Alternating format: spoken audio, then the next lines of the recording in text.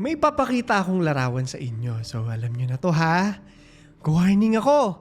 Na baka hindi kayo makatulog o baka isipin nyo to kapag nag-flash na siya sa inyong mga screen. Alam ko na kahit matapos natin yung talakayan ngayong gabi ay iisipin ninyo ang imahe na ipapakita namin. Bibigyan ko kayo ng kaunting time para lumipat muna sa ibang mga videos natin. Ready na kayo, 30s? Titigan ninyo ang larawang ito. Hindi lahat ng panahon masasabi natin na malalaman natin kung ano ang pinanggalingan ng isang urban legend. At yun yung gusto kong linawin sa inyo ngayong gabi ha. Oo, isang urban legend ito. Pero, totoong totoo.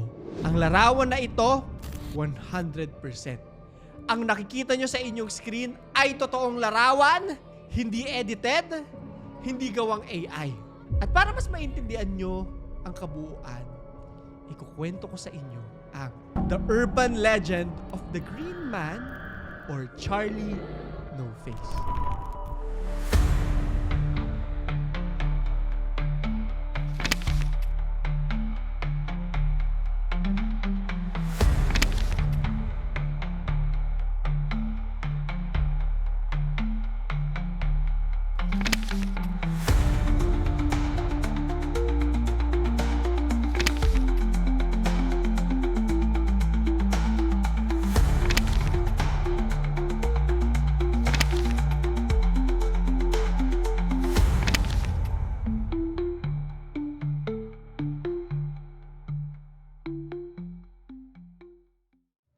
Part na to, isa sa mga totoong experience ng mga taong nakakita dito kay Charlie No Face. Lilipad tayo sa Pennsylvania Route 351. Gabi. So just imagine maraming dumadaan dito for a night drive. Chill lang sila. Ang lakas makabalete drive ng kwentong to sa totoo lang eh. Kadalasan daw sa mga taga Pennsylvania, sinasabi na pag dumaan dito, naku mag-ingat kayo. Kasi meron daw isang tao o entity na biglang lumalabas. Ngayon marami yung biglang kinikilabutan. Tumitingin-tingin sa salamin ng mga sasakyan nila, ganyan. Kasi parang pakaramdam daw nila, may nakatingin din sa kanila. Marami yung nagsasabi na parang minsan daw may mga anino na lang silang biglang nakikita. Ito ay kwento-kwento lang nila ha. Ngayon, merong mga tao yung biglang napapahinto daw. Kasi meron daw isang lalaki ba to o babae na hindi nila alam kung lumalabo lang ba yung paningin nila? May mga muta ba sila? Pero bakit parang wala daw muka yung bigla nilang nakikita? Marami sa mga naka-experience nito nakakaramdam daw po talaga ng matinding pagkaba. Ang lakas ng kabog ng kanilang mga puso. Tapos marirealize nila na, teka mag-isa lang ako. Hindi nila alam kung totoo ba o hindi yung naaninag nila. Nakakita ba ako ng multo? Ngayon, dito mag-uumpisa yung urban legend mula dyan sa mga experience na yan. Kumbaga, ito yung sinaunang version kung paano nagva-viral ang isang kwento. Kasi itong mga unang tao na to na nagmamaneho, na nakakakita raw ng kakaibang nilalang, magkukwento po yan sa iba. Hanggang sa marami na yung pumupunta, sinasadya pong pumunta dyan para makita rin itong entity na to. Kung ano yung nakita nung mga unang nakapunta doon, ang tanong lang is, totoo ba siya? Diba? Or chismisan lang ba siya? Yan yung nasa isip nila ha. Maraming hindi nakakita nitong misteryosong nilalang na to, pero nasisiguro ko sa inyo na yung ilan sa kanila, nasilayan talaga siya ng personal. At dahil dito, marami yung magtataka. Ano ba yung backstory niyan? Bakit siya nandyan? Pumapatay ba siya? Espiritu ba siya? Naghihigante? Ano yan? Nakakatakot, di ba? The story? Question mark. Kasi iba ang kwento depende sa kung sino ang tatanungin mo. Dahil nga walang muka ang figure na ito, iba-iba ang nakikita ng mga tao. Kumalat sa iba't ibang mga town, mga baryo ang kwento nitong si Charlie No Face. May mga tao ang nagsasabi na isa lang daw siyang kaluluwa na paikot-ikot sa kalye kasi halos 100 taon. Save nyo to ha. 100 taon nang makalipas, merong isang totoong kwento ng isang bata na nakuryente ang sinasabing naging dahilan daw kaya nawalan siya ng muka at ngayon ay naghihiganti siya bilang isang matandang kaluluwa. O baka hinahanap niya yung magulang niya. Honestly, wala talaga nakakalaw, di ba? Yung iba naman, pag tinanong mo, sasabihin nila sa'yo na meron daw isang factory worker noon. Namatay daw. Alam niyo kung bakit? Kasi nasabuyan daw ng isang matapang na kemikal o asido doon sa pinagtatrabahuhan yung parang pabrika o industrial site. Maraming magsasabi na alam nila yung kwentong yan. Ay, kwento ng kaibigan ko yan. Ay, kwento ng pinsan ko yan. O personal nilang kakilala, di ba? Ganyan din sa atin, di ba? Yung katrabaho ko, dyan nagtatrabaho dati. Nakwento niya sa akin yan. Ganyan yung mga kwentuhan. Sa ibang version naman ng kwento, may mga nagsasabi na itong si Charlie No Face, tinamaan naman daw ng kidlat. Na kung mapapansin nyo, medyo merong similarity doon sa batang na kuryente kanina. Ayan ha, medyo napagtatagpi-tagpi natin lahat. Hindi malinaw kung saan galing yung pangalang Charlie No Face. Sinahanap ko po, no? So, sino ba si Charlie? Saan ba nila nakuha yung pangalan na yan? Pero definitely, gets naman natin kung saan galing yung No Face na part. Kasi nga wala siyang makitang muka. That being said, marami rin yung tumatawag sa kanya bilang si Green Man. Hindi po yung nagpo-perform sa Baguio, ha? Pero sabi nila, mula doon, sa lalaking nabuhusan ng chemical sa factory, naging dahilan daw ito para kuminang o parang mag-glow in the dark itong figure. Kung magpapansin nyo, parang labu-labu na yung origin ng kwento, di ba? Pero yun yung dahilan kung bakit yung iba naman ang tawag sa kanya ay Green Man, kasi parang nag-glow in the dark na siya. Yung iba naman na sabuyan na asido yung mukha, kaya No Face yung tawag. Sabi pa nila no, na meron daw tunnel doon sa Pittsburgh na kapag bumisita ka raw ng 3 ulit or kapag flash mo daw yung headlights mo, lalabas siya na parang bang nagba-Bloody Mary ka.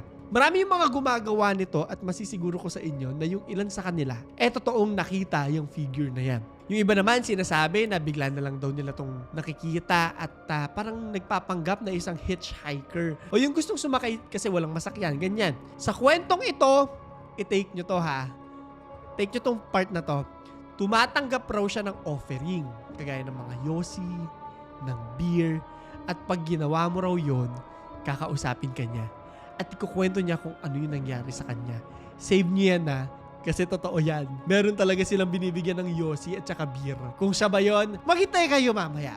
Sabi ng ibang mga tao na kapag kinausap mo raw siya, huwag ka daw masyadong lalapit. Ayaw daw niya makita yung mukha niya, tapos nag-iiba daw yung boses na parang demonyo, yung ganun. Sabi ng iba, madalas daw, tahimik lang daw to. At pag hindi mo naman kinante, aalis naman daw ng mapayapa. Hindi ka naman daw guguluhin. Hindi ka naman daw mumultuhin. Ngayon ko napapansin nyo no, na ang daming bersyon ng kwento at iba-iba po talaga siya. Alam ko marami sa inyo nag-iisip na, klaro, ba't kinukwento mo pa lahat? Parang gulo-gulo na ng episode mo. Teka lang. Huwag muna kayong magalit.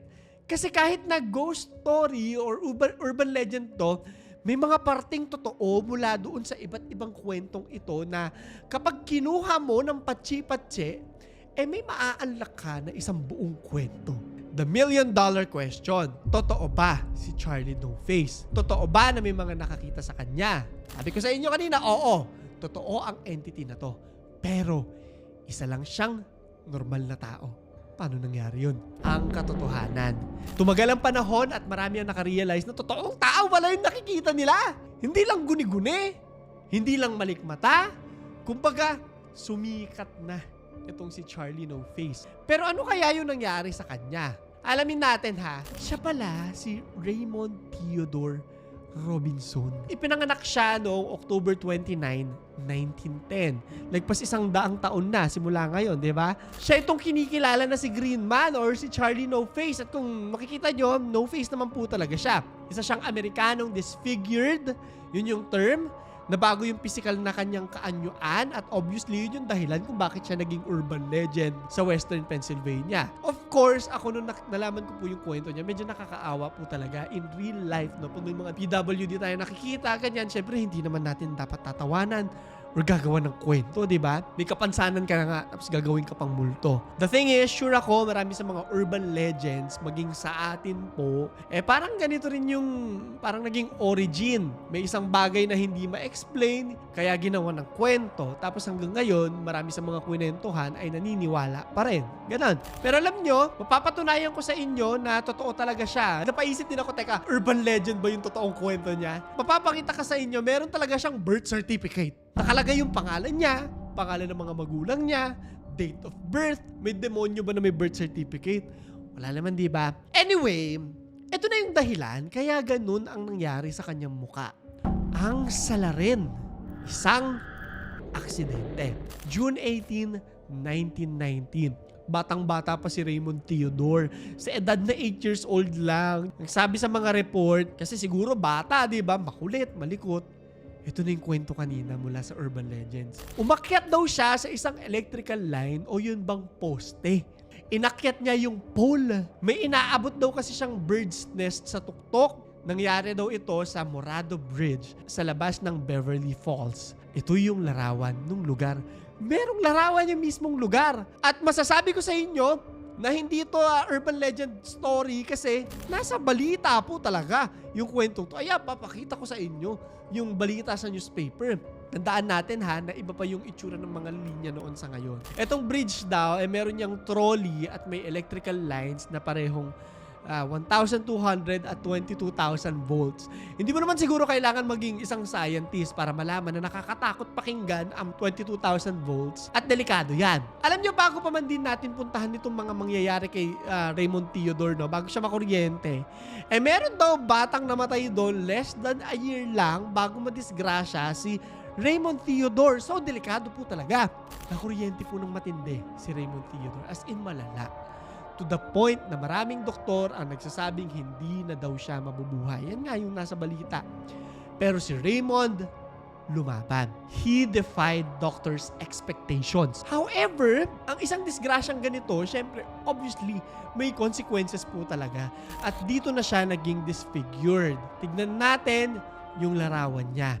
Nawala po yung mata, ilong, kanang braso, kawawa. So, gets naman po natin. Although, hindi natin sinusuporta. Gets natin kung bakit Charlie No Face yung pangalan sa kanya. Tapos ito ha, Diyos ko, naawa ako. Meron din siyang larawan nung bata pa siya. At sabi dun sa, nakasulat dun sa picture na to, hindi naman daw masyadong matagal to bago yung disgrasya na nangyari sa kanya. At kung makikita nyo, sobrang cute na bata. At nandito pa yung kanyang mukha. Kumpletong-kumpleto. Kawawa naman doon, awa ako. Ano ba yan? So, nakauwi ng bahay ng maayos naman daw si Raymond Theodore matapos siyang gamutin ng mga doktor. At dahil physical na kaanyuan po to, may epekto po talaga yan sa mga tao. Tumaba ka lang ng konti, di ba? Nawawala yung, yung kumpiyansa mo sa sarili, magkatigyawat ka lang, nahihiya ka ng lumabas. Totoo yan. Paano pa pag natanggal yung mukha mo, di ba? Dito na mag-uumpisa yung origin of Charlie No Face Urban Legend. So dati, syempre, kasi wala pang internet, pag nakakita sila ng mga bagay na kakaiba, nagiging usap-usapan po talaga. And the thing is, noon, wala pa talagang social media para i-confirm kung totoo ba yung mga kwento-kwento. Ngayon, biglang lalabas sa balita yan, di ba? Hindi mo sure kung yung kinukwento sa'yo noon, totoo o kwentong barbero. So ito yung gusto ko na maintindihan nyo ha. Dahil bata siya, pag lumalabas siya, madalas siyang nakakarinig ng mga komento sa mga tao or pinagtatawanan siya ng kanyang mga kapwa-bata, ng mga kalaro niya, lalo na yung ibang matatanda. Dumating pa daw yung point na pinupuntahan na siya ng mga tao, nakukwento na siya Ginagamit daw kasi siyang panakot ng ibang mga matatanda dun sa mga anak nila. Di ba ganyan sa atin? Uy, pag pumunta ka dun, kakainin ka ng ganito. Kikidnapin ka ng savan. May kulto dyan, huwag kang pupunta dyan. Siya yung ginagamit na ganon. Oh, nandyan si Charlie No Face. Ayun, parang ganon. Kakainin ka nun pag nagharot ka. Yun kasi dati, lumalabas po talaga ng bahay lahat ng mga bata. Naabutan ko pa yung ganong era. So, kailangan takutin ng mga matatanda para umuwi. So, feeling ko ganon yung nangyari kaya kumalat yung kwento. Alam niyo, sabi nung iba, since kumakalat na yung kwento sa kanya, inaabuso pa raw siya, di ba? May mga bully talaga. Sinasaktan siya, minamaltrato. Kasi ang alam nila, yung mga kwentuhan, di ba, na demonyo siya, ghost siya, kalaban sa isip ng mga tao. Adult life of Raymond Theodore. May dadagdag pa po sa lore ni Charlie No Face. Bakit sa gabi lang siya lumalabas? As an adult, dito na siya lumipat sa Coppell, Pennsylvania, which is dyan nangyayari. Yung urban legend, di ba? Ayaw na niya lumabas ng umaga kasi obviously, maliwanag, makikita ka ng mga tao. So, gabi na lang siya pag medyo madilim na. Kaso, dahil yung iba hindi sure, Doon na nagumpisa yung malawakan na urban legend sa kanya. Hindi nila sure kung nakita ba nila kasi madilim, na malikmata lang ba sila. Mailap na rin sa tao si Raymond Theodore.